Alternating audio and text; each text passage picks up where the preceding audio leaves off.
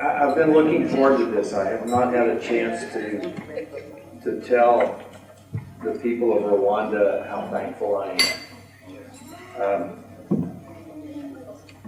I am. I came to believe at the age of 50 that passion, the energy, the drive to do something important or significant in your career or your life was a gift from God. That passion is not something you manufacture, and when you have it, you can't necessarily keep it. And I had moved through many stages of my career as a CPA and as an investment banker, as a CEO, as an entrepreneur. And when I got to 50, I was in a position with a large billionaire private family where I was going to have the opportunity to continue to build businesses and make money, which is always what I wanted to do. It was always the goal. It was always the vision and the imagination to find that opportunity. And when I got to that place, for some reason, totally unpredictable to me, I lost the passion to do that work. And I began to struggle with what was I going to do to get that passion back. And from the age of 46 to 50, I struggled with trying to figure out how was I going to get the passion back.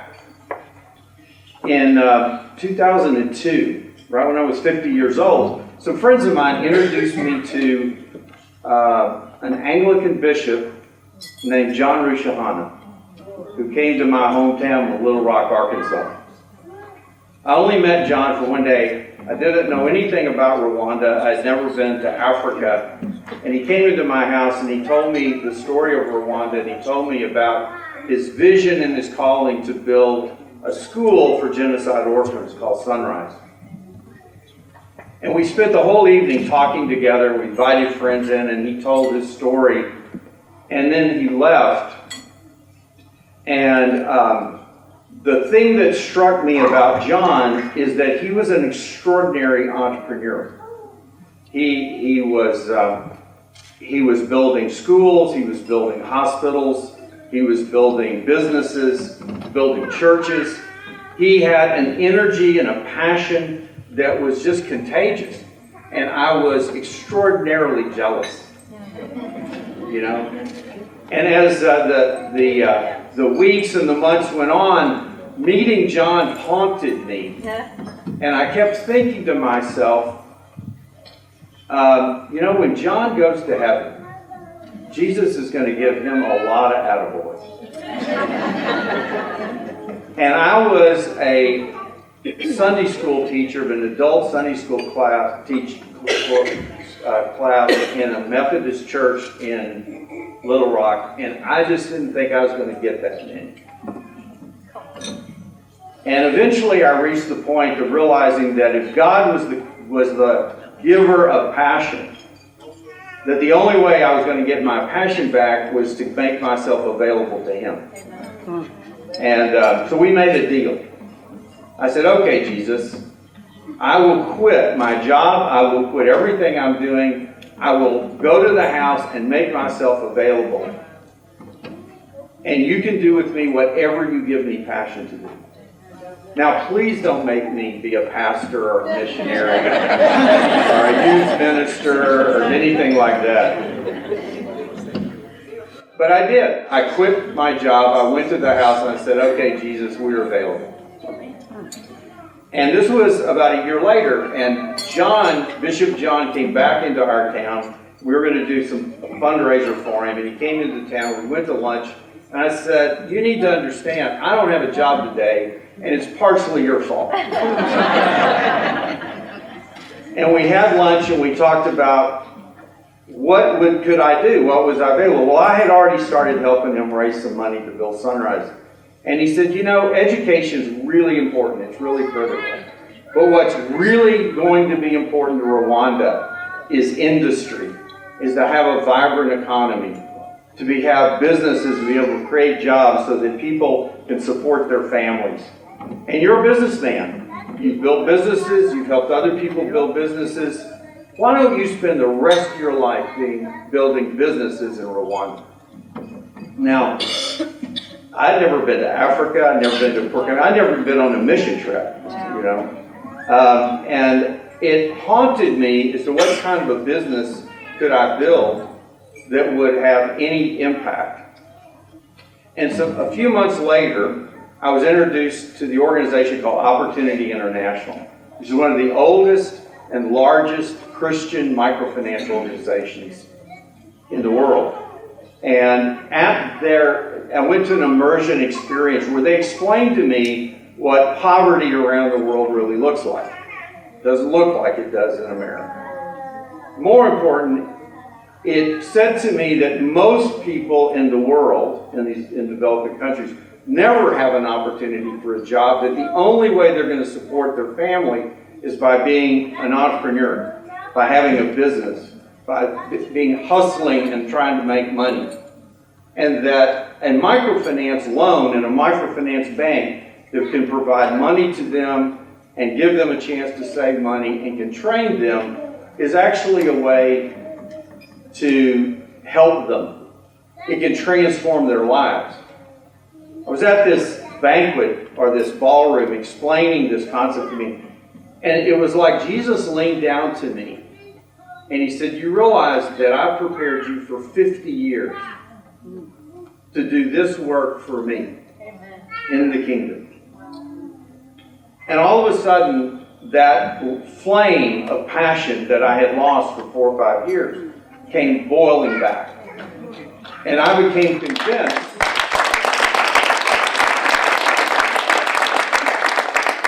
that I was going to go to Africa and I was going to learn everything there was about microfinance, and I was going to make a difference by helping entrepreneurs in Rwanda. So over the next 5 years, I started going to Rwanda. I started learning about microfinance. I got to know this country and the people. And what I told people when I started visiting Rwanda was that the biggest difference between going to Rwanda and any place else was that I could see God's hand clearly in Rwanda more than any other place I've been.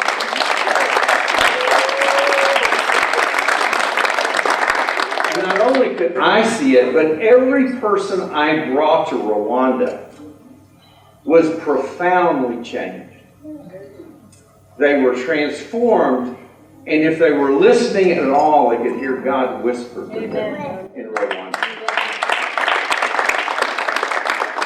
In the course of the next 4 or 5 years, as I began to invite friends to come to Rwanda and to try to get this bank started, the first time I went with my family, I went with my friend Scott Ford, who now owns Rwanda Trading Company. We came, and while we were there with all of our children, we got a call from President Kagame's office.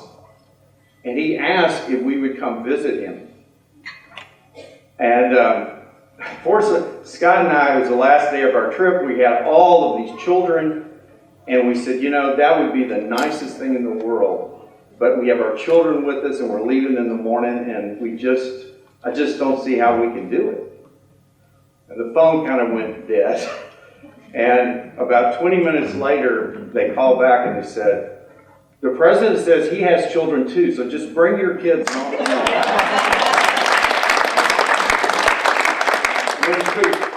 When we had the most incredible dinner and conversation about building countries. Amen. And about what Rwanda was going through and the vision that Rwanda had to build a country. And as we left that night, we said, "Mr. President, this has been an extraordinary evening. We are so grateful. The next time you come to the United States, why don't you come visit us in Little Rock, Arkansas?" And we left, and 2 months later, I get a call from the president's office, and he says he's going to be there in the U.S. for the UN meeting. He would like to come spend the weekend with Scott and I in Little Rock, Arkansas. And sure enough, His Excellency came to Little Rock, and he was the first head of state to visit the new Bill Clinton Library.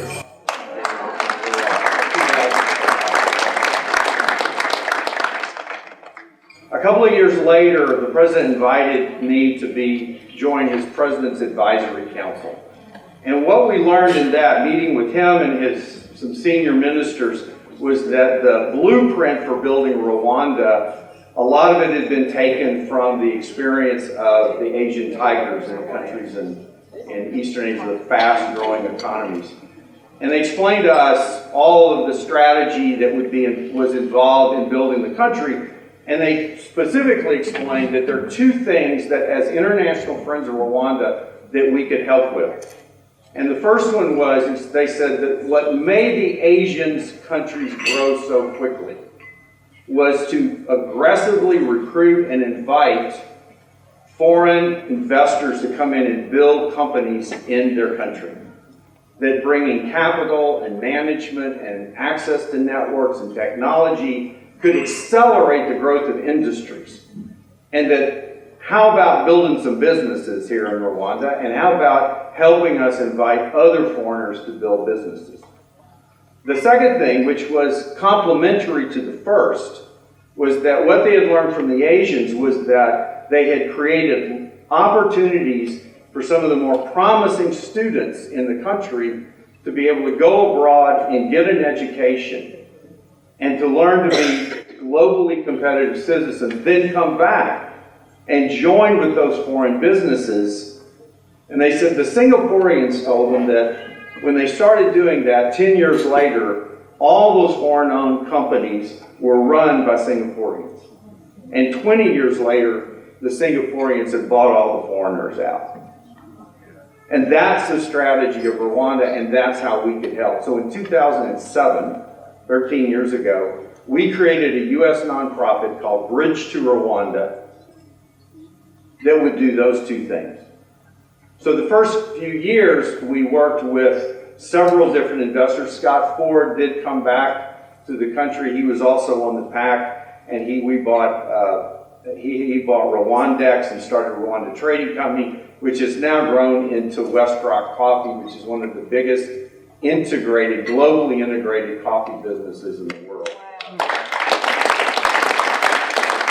We brought the CEO of Tyson Foods, the biggest meat company in the world, and he came, really felt Jesus calling him, and he had started Zamora Feeds and poultry operations in the country to help increase the quantity and lower the price of protein. We started an accounting firm with Rwandan students just to take care of foreign investors. But we really focused on these students, and the first program we helped with was the Rwanda Presidential Scholars, which the government paid a lot of the cost, but we helped find 20 colleges who gave Rwanda free tuition to be able to send almost 400 students to Rwanda.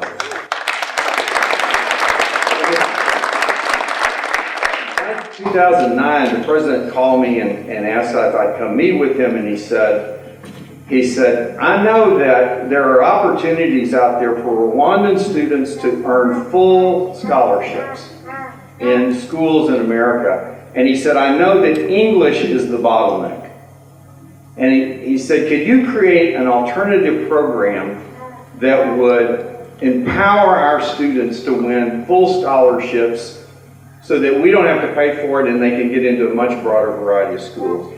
That was 2009. It took about a year and a half, almost 2 years, for us to figure out. We sent a young woman to Sunrise School, and she started working with the best students to find out how long did it take a really bright Rwandan student to get an SAT score and a TOEFL score up high enough to be able to get in a good school. And we determined that it would take 6 to 9 months, even if it was a top student, considering the English levels, that it would take that long to do it. We approached Kaplan, which is a test prep company, global test prep company.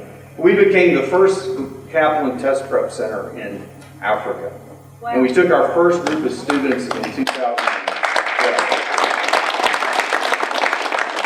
More important, or at least as important to us as helping students get scholarships and come back, was the concept of following the strategy of Jesus.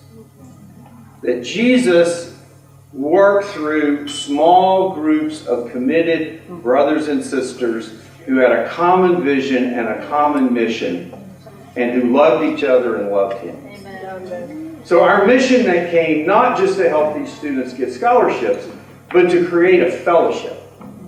To create a fellowship of servant leaders modeled after Jesus, who would come back to Africa and love each other and love their country and love Jesus, and acting together would be a group of lifelong friends that could accelerate the progress of Rwanda.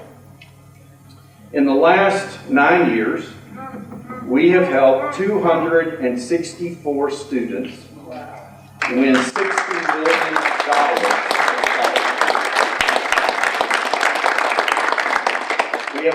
We have a gap year program. We bring the best students from high schools.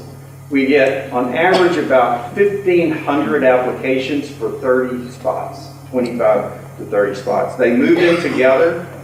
They do become lifelong friends. They are discipled. They speak English 24/7. They do community service projects every week. And this is the time of year where they are getting scholarships. This last group of students, there are 30 of them. 23 of them got early decisions to by Christmas. So we have 7 left that will earn their scholarships in the next couple of months. But we were able to get students in Stanford and Yale. We have 60 students in the United States.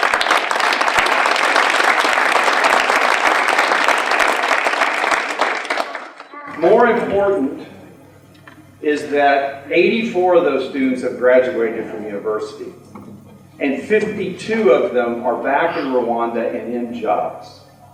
Those 52 are the beginning of the fellowship. They are the fellows that we are trying to build. They are the ones that Jesus will use for the rest of their lives as a group to help accelerate the growth of Rwanda. This group, we talked a little bit about Vision 2020.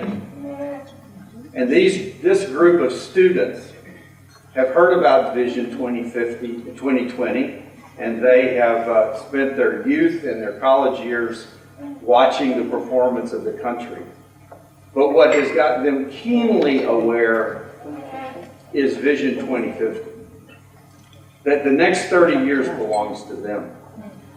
They're acutely aware that the leaders who made Rwanda possible the last 25 to 30 years will not be the ones that carry the torch for the next 30.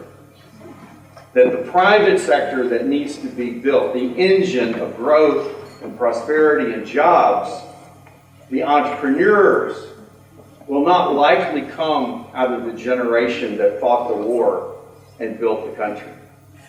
So this is their vision, this is their time, and they are intensely focused on that.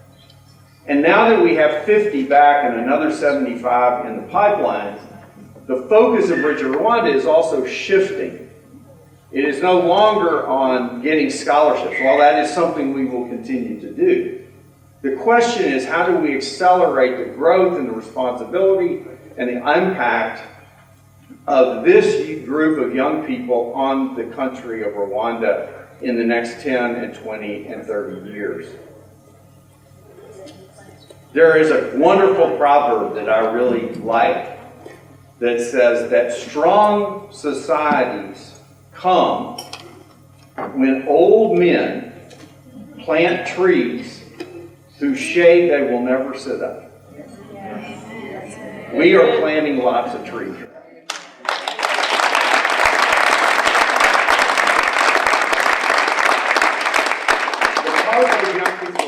We are looking for opportunities to have a much bigger impact on the country than the 200 students that we have. We had to create a career service team to help our students find internships and jobs, and that team has grown bigger and bigger. The whole team is made up of Bridge2Rwanda fellows, which is what we call them when they come back to be part of the fellowship. And we have they came to me last year and they said, We have built a network of 140 employers in Rwanda who want candidates, job candidates who have worked and studied abroad. And we don't have enough Bridge2Rwanda scholars to fill all those positions. So at the beginning of last year, we took our career service team and we moved it out from under Bridge2Rwanda as a new division called The Bridge Career Services.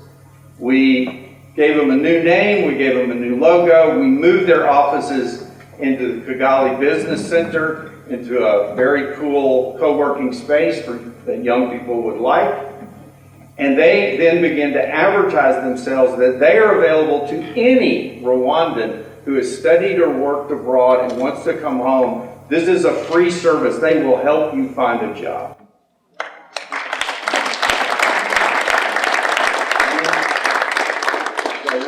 Last 9 months of 2019, they placed 69 globally educated Rwandans into permanent jobs in Rwanda.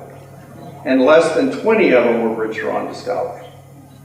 So in our view, our employment career services team now completely overshadows the scholars team in terms of the impact that it will have on the country in the coming years. And we work with the Rwanda Development Board and the Chief Skills Office that any Rwandan who wants to come back, we want to be the one-stop shop. If you're a candidate who wants to come home, or you're an employer who wants to tap into that kind of talent, we're the place to go. The second thing that area that we've focused on is many of our students want to be entrepreneurs. They want to build businesses. They want to be able to come up with good ideas, and they want to have the financing to do it. We are partnering with a foundation out of South Africa called Allan Gray Philanthropies. Allan Gray Investments is the largest private investment firm in Africa. And Allan Gray, who recently passed away, was one of the 10 wealthiest men in Africa.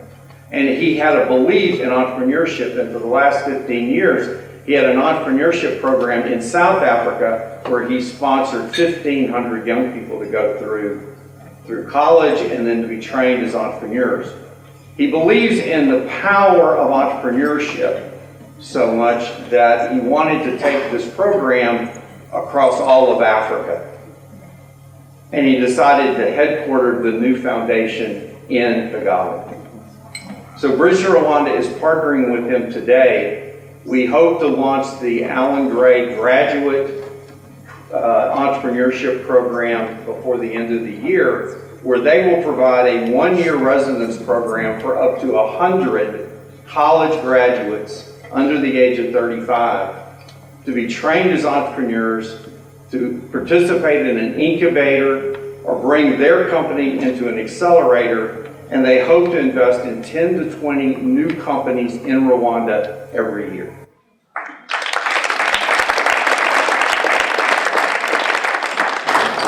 The last one, which took us most by surprise, we had one of our scholars went to Babson College, studied accounting.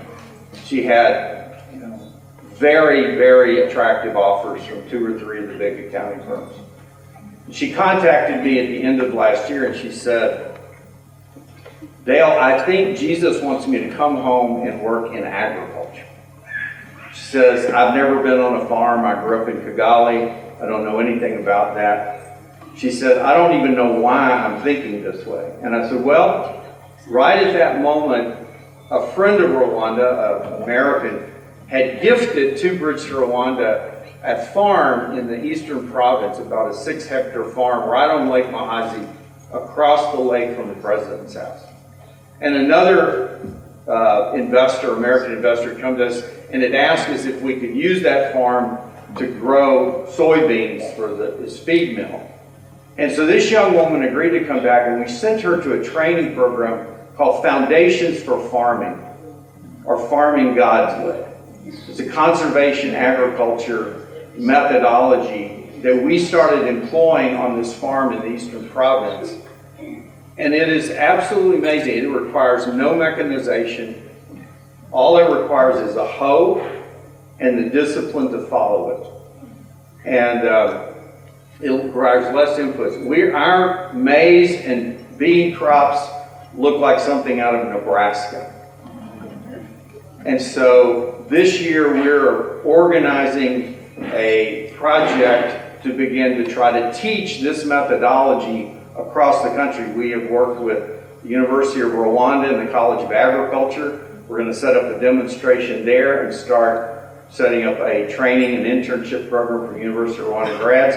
And we're going to start working with the Rwandan churches who have the best distribution network to be able to teach this methodology to the farmers of Rwanda.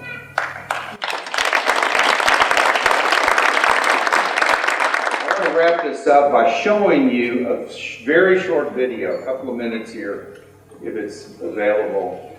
Every year in June, the fellows, when a group of students have won their scholarships right before they go off to college in August, the fellows commission them to be bridges to Rwanda to everyone they meet. And so this is a short little clip of one of our recent commissionings at the Convention Center.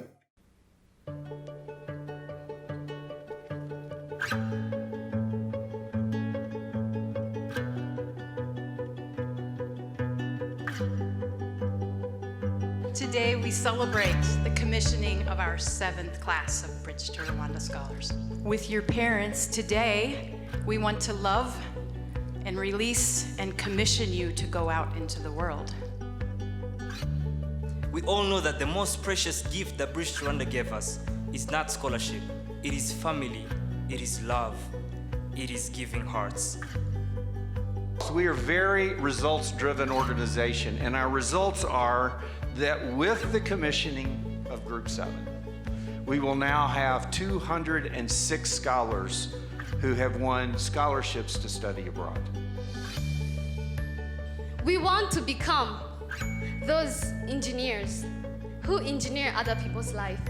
We want to become those designers who design our fellows' lifestyle. We want to become those investors who invest in everybody's mind. May the Lord look on you with favor and give you peace. May the Lord make you the light of the world and the place where you're going. May the Lord bring you safely back to this land to be a shining light, an agent of godly transformation. I ask this in the name of our Lord Jesus Christ. Amen. Please come back and let's walk the talk. And as I end, I pray to God that may your dreams and the dreams for your countries be a reality. Thank you.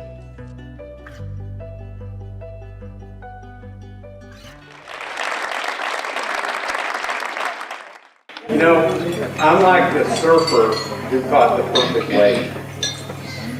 When Jesus called me to Rwanda, it could have been anywhere.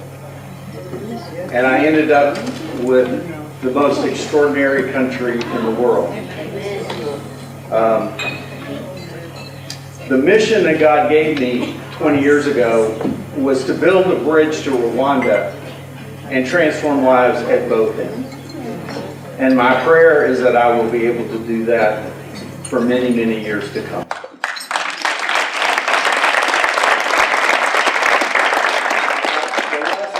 I want to thank you for I want to tell you that I am eternally grateful for the honor and the privilege of being able to walk beside you as you build your extraordinary country. I'm forever grateful.